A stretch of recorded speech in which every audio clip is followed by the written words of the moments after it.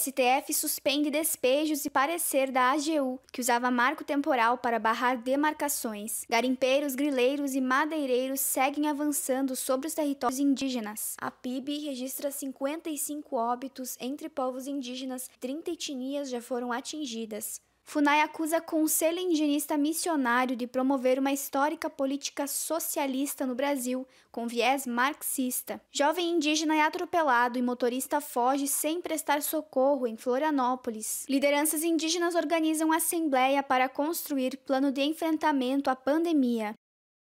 Em importante decisão liminar deferida nesta quinta-feira, dia 7 de maio, o ministro do Supremo Tribunal Federal, Edson Fachin, suspendeu os efeitos do parecer 001 de 2017 da Advocacia Geral da União sobre todas as terras indígenas do Brasil.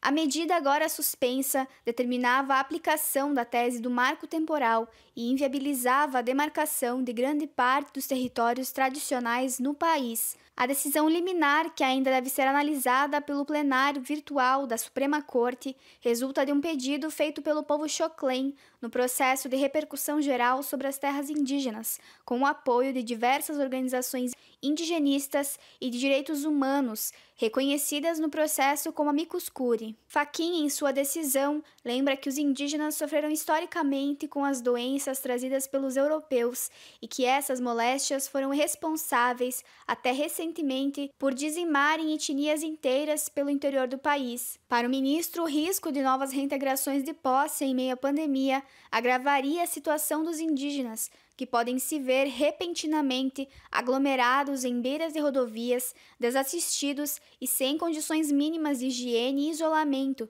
para minimizar os riscos de contágio pelo coronavírus. O texto é da Assessoria de Comunicação do CIMI. A comunidade indígena Xoclen, que tem sua terra tradicionalmente ocupada nessa disputa, ofereceu pedido para ingressar como litisconsorte no processo de repercussão geral. O ministro Edson Fachin decidiu acolher desta forma. A comunidade começou a fazer parte dessa disputa de forma igual com os demais interessados nessa terra, como sujeitos de direito. A Fundação Nacional do Índio começou a se utilizar do parecer 001/2017 da AGU. Esse parecer tenta limitar os direitos indígenas à tese do marco temporal e as condicionantes, no sentido de que os indígenas somente teriam direito às terras ocupadas em 5 de outubro de 1988. Visando suspender esse parecer e garantir os direitos constitucionalmente ocupados, a comunidade indígena Xoclen ingressou com um pedido de tutela provisória incidental, requerendo a suspensão desse parecer da AGU. No dia 7 de maio de 2020, o ministro Edson Fachin suspendeu o parecer 001 da AGU e determinou que a FUNAI não promova mais a revisão de processo administrativo demarcatório utilizando esse parecer.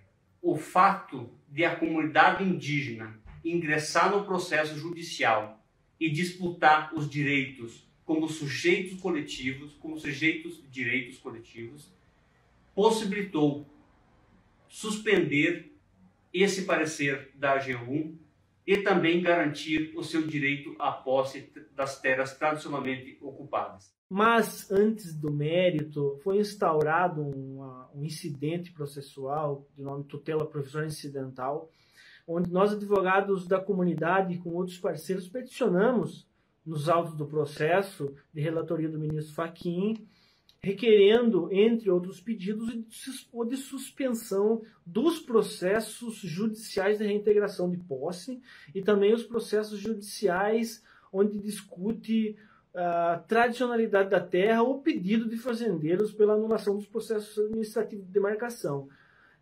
Levamos os nossos argumentos nos autos do processo, analisados pelo ministro, ouvidas as partes, então o ministro decidiu pela suspensão, por deferir o pedido da comunidade indígena e suspender todos os processos judiciais de reintegração de posse e aqueles também que pedem a nulidade dos procedimentos administrativos de demarcação. Nesse sentido, a comunidade teve uma vitória importante no Supremo Tribunal Federal, que mantém uma segurança jurídica, uma estabilidade jurídica às comunidades que estão sob risco de reintegração de posse e ainda, segundo o próprio ministro, essas comunidades ficariam protegidas de um possível contágio do Covid-19, além de que, finaliza o ministro, dizer que essa matéria não está pacificada no Supremo Tribunal Federal. Em uma publicação, a Fundação Nacional do Índio, a FUNAI, acusa o Conselho Indigenista Missionário de promover uma histórica política socialista no Brasil, com viés marxista e ligação com grupos advindos da teologia da libertação. Tudo isso porque o CIMI colocou-se contrário à Instrução Normativa número 9, de 16 de abril de 2020, a qual possibilita que sejam declaradas como particulares as terras indígenas, criando insegurança jurídica e riscos ainda maiores de conflitos. A entrevista é com um dos membros da Regional Sul do CIMI, Ivan Sima, que fala sobre como a FUNAI tem aprofundado a perseguição aos povos indígenas com uma política voltada ao agronegócio, mineradoras, agroparlamentares e ruralistas. Olá para você que nos acompanha aqui no JTT Indigenista. Hoje a nossa entrevista é com um dos membros da coordenação da Regional Sul do Conselho Indigenista Missionário, o CIMI. Nós vamos conversar com o Ivan Sima. Ivan, tudo bem contigo? Como estão aí a família nesse período também de quarentena? Boa tarde, Cláudia. Boa tarde a todos que estão assistindo o JTT Indigenista, esse veículo de chegar a todos a realidade dos povos indígenas, possibilitar o acesso às informações dos povos indígenas. A gente está bem, está por casa, trabalhando por casa, se cuidando e cuidando dos nossos, né? E também buscando contribuir na causa dos povos indígenas através de caça. E o tema de hoje, então, para a nossa audiência saber, diz respeito a um editorial, na verdade, um documento aí que foi publicado pela FUNAI e que faz aí vários ataques ao Conselho Indigenista Missionário, ao CIMI. Inclusive, em uma das partes desse documento, que a gente vai disponibilizar depois em forma de texto também para as pessoas acompanharem, fala que o CIMI por muito tempo teve aí uma política indigenista socialista, enfim, faz vários apontamentos com esse tipo de elementos. E certamente, né, o CIMI já vem se posicionando com relação a isso, porque a FUNAI diz que agora está vivendo um momento novo. Fala para a gente um pouquinho mais sobre o que esse documento traz e quais são esses ataques específicos ao Conselho Indigenista Missionário. Pois é, Cláudia. De fato, a FUNAI ela vive outros tempos mesmo. A FUNAI ela é um organismo que ela tem a sua função de cuidar, zelar e de garantir o direito dos povos indígenas. Esta é a função da FUNAI. No decorrer da história, é claro que isso não acontecia de forma bondosa. Por muitas e muitas vezes, especialmente nos procedimentos de demarcação de terra indígena, os indígenas precisavam de muita mobilização para garantir esse direito. Com a eleição deste novo governo e a turma que ocupa o Palácio do Planalto, de fato mudou. A FUNAI ela se tornou um instrumento do agronegócio. Ela está a serviço do agronegócio, ela está a serviço das empresas de mineração, ela está a serviço de tudo aquilo que é de negação dos direitos indígenas, de não garantir o direito indígena, de impedir o acesso dos povos indígenas, especialmente aos seus territórios, a demarcação dos seus territórios. Nessa publicação de ontem da assessoria jurídica da FUNAI, no sentido de que houveram muitas reações à instrução normativa número 9, do dia 16 de abril de 2020, onde a FUNAI, na prática, possibilita a titulação de terras que estão em procedimento de demarcação, ou seja, garante a invasão dos territórios, garante título de propriedade a quem invade um território de determinado povo indígena. Especialmente contra essa normativa, houveram vários questionamentos. O próprio Ministério Público Federal sugeriu ao presidente da FUNAI que seja revogada essa instrução normativa, porque ela é inconstitucional. E a reação da FUNAI vem no sentido de afrontar e questionar aqueles que fizeram o contraponto a esta instrução normativa. Porque a FUNAI, de fato, ela é uma extensão, ela está se tornando um braço do agronegócio, dos ruralistas, das empresas de mineração e se tornando, de fato, uma inimiga dos povos indígenas. Ivan, isso tem a ver com uma nova forma também de colonização dos povos indígenas, porque historicamente as pessoas também tinham na FUNAI uma referência de defesa dos povos, mas não é isso que a gente vê. O que vem também de fundo é toda a forma de ocupação também dos territórios indígenas, né? Essa forma em que a nova FUNAI observa, ela vai ainda buscar lá em 64 e nas políticas implementadas pelos governos militares, da questão da integração dos povos indígenas à sociedade nacional. Então, ela não considera a questão das especificidades, as diferentes culturas com seus diferentes usos e costumes, culturas, tradições. Isso, para essa nova FUNAI, não existe. Tem que possibilitar aos indígenas a questão da produção, do acesso às linhas de crédito, enfim. A ideia deles é tornar o indígena o mais branco possível. E vem nessa questão também a forma como se ocupa os territórios, né? Seria um novo processo de uma neocolonização, né? Essas novas pessoas que estão na FUNAI, elas buscam defender o quê? Uma das questões é o arrendamento das terras indígenas. Então, aquele discurso de alguns deputados de que é muita terra para pouco índio, que tem que possibilitar que esses espaços sejam ocupados, tem que possibilitar o desenvolvimento, tem que possibilitar que as pessoas tenham acesso aos bens. Vem por trás essa questão de que os territórios indígenas, em alguns casos, a negação da demarcação do território, aqueles povos que lutam pela demarcação dos seus espaços, é uma situação.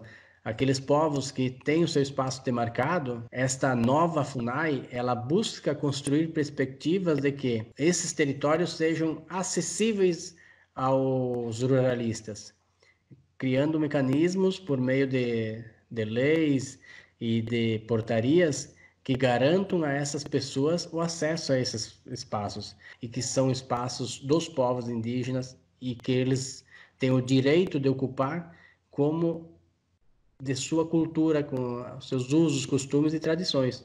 A terra é o espaço deles, o usufruto deles, né?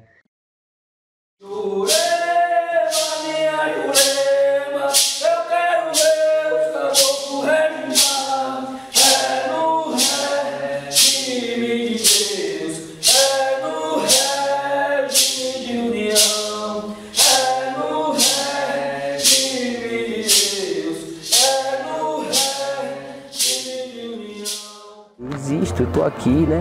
Apesar de ter essa cor que a sociedade às vezes discrimina, que queria me ver, é aquela coisa de te escravizar, coloca você no meio de um abismo e depois te aponta, te acusa, né? Por que você é dessa cor?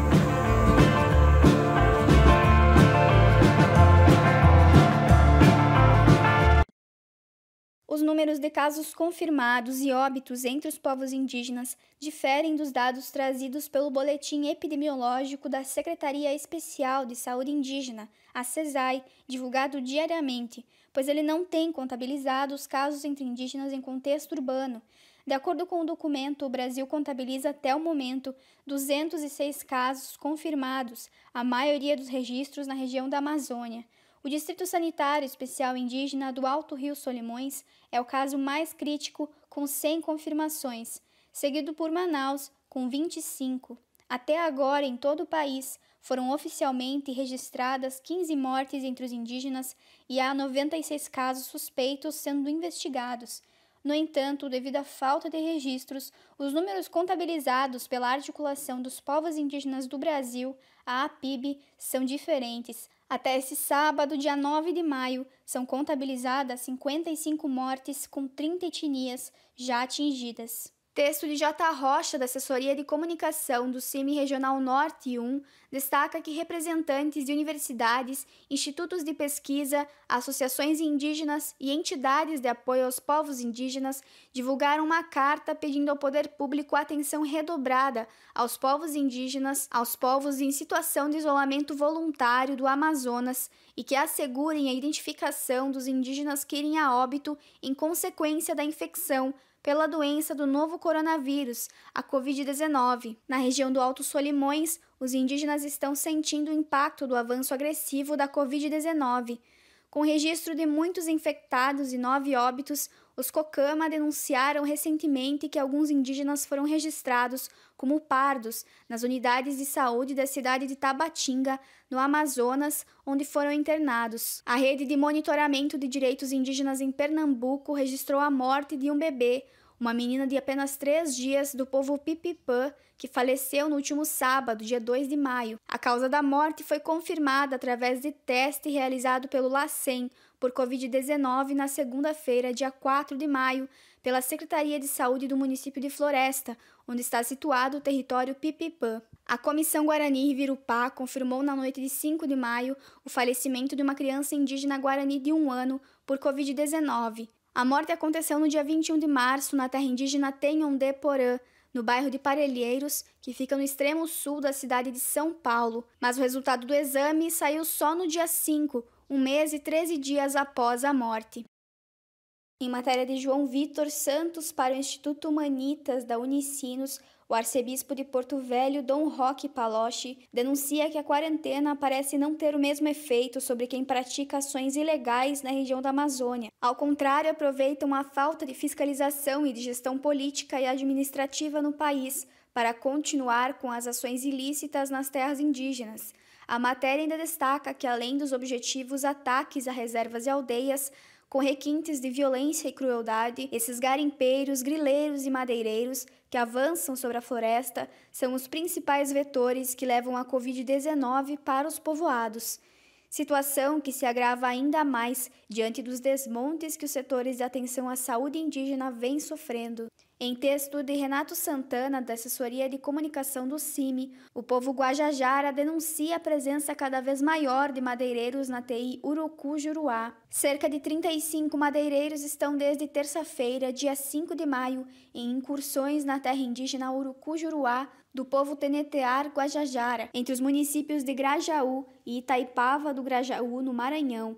Conforme a denúncia dos indígenas ao Ministério Público Federal, os invasores estão abrindo estradas no interior da terra indígena homologada em 1991, com 13 mil hectares. Os madeireiros chegaram a deixar troncos de Jericó perto da aldeia Pau Ferrado enquanto ajustavam a estrada para puxar a madeira. Segundo os relatos das lideranças, a extração ocorre próxima às aldeias Pau Ferrado, Juruá, Macaco, Suamalma e Tupã, na porção do município de Itaipava do Grajaú. O mais grave, lideranças indígenas contrárias ao processo de exploração do território estão sendo ameaçadas pelos madeireiros. A retirada ilegal de madeira da terra indígena Urucu-Juruá acontece desde setembro de 2019 e, de acordo com estimativas dos Guajajara, cerca de 70% da mata na terra indígena já foi destruída. Lideranças que tentam impedir a depredação e o esbulho territorial sofrem ameaças dos madeireiros. Para as aldeias Guajajara desta terra, a situação não é nenhuma novidade, mas não acontecia como agora. Os Guajajara já informaram a FUNAI, mas até o momento nada foi feito para proibir a exploração ilegal de madeira. Para o orçamento deste ano, 7,1 milhões foram destinados à fiscalização e monitoramento territorial das terras indígenas. Até o dia 5 de maio, apenas R$ 450 mil, 6,3% desse total, foram liquidados pela FUNAI. Um jovem indígena de 23 anos morreu na noite de terça-feira, dia 5 de maio, após ser atropelado na BR-101 em Biguaçu, na Grande Florianópolis. Segundo a Polícia Rodoviária Federal, o motorista fugiu sem prestar socorro e não havia sido identificado até a manhã de quarta-feira, dia 6. José Carlos de Souza morava na aldeia Ambiguaçu, que é cortada pela BR-101. O atropelamento aconteceu próximo ao portão de entrada do local. Para lidar com as situações criadas ou agravadas pela Covid-19, a Articulação dos Povos Indígenas do Brasil promove a Assembleia Nacional de Resistência Indígena, nos dias 8 e 9 de maio, a partir de plataforma online. Com a confirmação dos primeiros casos de Covid-19 no Brasil, a preocupação com a contaminação dos povos indígenas era inevitável. A primeira morte foi confirmada em 20 de março em Santarém. A vítima era uma anciã da etnia Borari. Desde então, 29 povos de 4 regiões, Norte, Nordeste, Sul e Sudeste, foram diretamente atingidos pela doença. O objetivo é coordenar as estratégias de combate à disseminação do novo coronavírus de forma unificada e respeitando as diferenças regionais e culturais. Para construir um plano de enfrentamento, lideranças regionais e especialistas não indígenas de diferentes segmentos irão compartilhar diagnósticos locais de danos causados pela disseminação do vírus, a fim de compreender como as comunidades estão lidando com os casos e se têm acesso a equipes de saúde.